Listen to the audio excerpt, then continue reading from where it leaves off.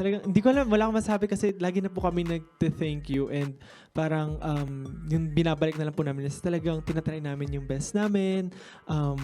Talagang kung anong, parang tinatry namin na yung connection namin with the fans is hindi lang parang fan and artist. Parang gusto namin medyo family. Kaya pag mapapansin nyo rin po sa online, medyo nagbabardagulan kami, ganyan, naglolokohan, para po ma-feel talaga nila kami as a person, not just someone na nakikita nila on screen.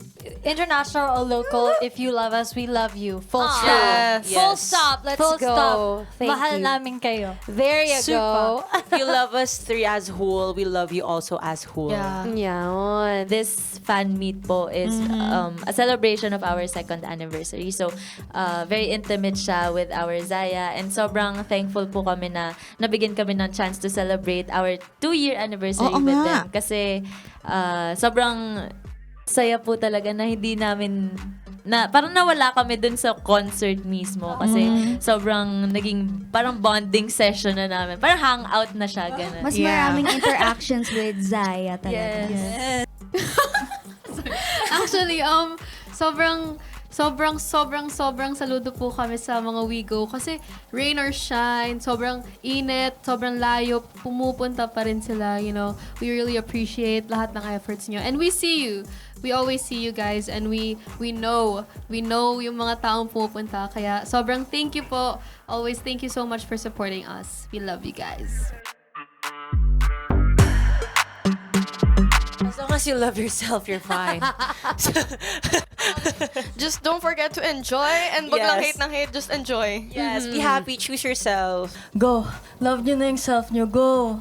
Give yourself all that love. Wag po kayong maging sad kapag nagkakamali kayo kasi doon po kayo natututo. Doon kayo parang alam mo na yung gagawin mo para maiwasan yung mga bagay na yan. Huwag matakot na ipakita kung sino ka talaga, yung true self mo. Kasi because of that, doon ka talaga mamahalin ng mga fans or ng mga tao. Working hard is not enough. Kailangan you need to learn on how to do things the right way talaga. Timing is very important. Yeah. Pero at the same time, itong year na po na to, we learned na hindi tayo perfect. Like, we make mistakes. Pero at the same time, yung mga mistakes yun yung nagbibigay sa atin ng improvement. Once na natatanggap na hindi ka laging tama, hindi laging maganda yung ginagawa mo, doon mo nakikita yung, ito yung dapat kong i-improve. To have lots of patience po talaga. Kasi minsan sobrang hard na namin sa sarili namin na parang ano na ba mangyayari sa amin? Ganon. Yung mga ganong moments po.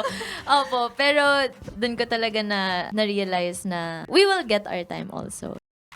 Para po sa mga tao na hindi naniniwala sa sarili nila, walang confidence, ganun, hindi kayo confident. Sorry.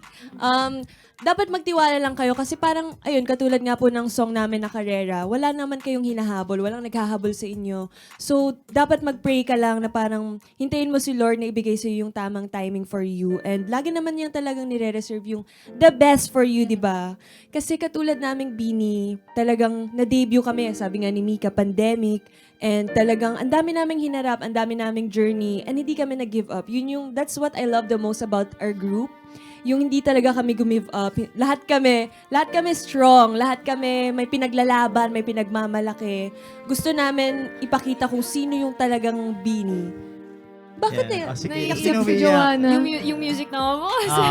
Joanna, that's very sweet of you. Hey, thanks for watching. For more exclusive videos and Artist interviews, you can check out our videos by clicking here. And don't forget to follow us on our social media accounts too. Links are in the description below.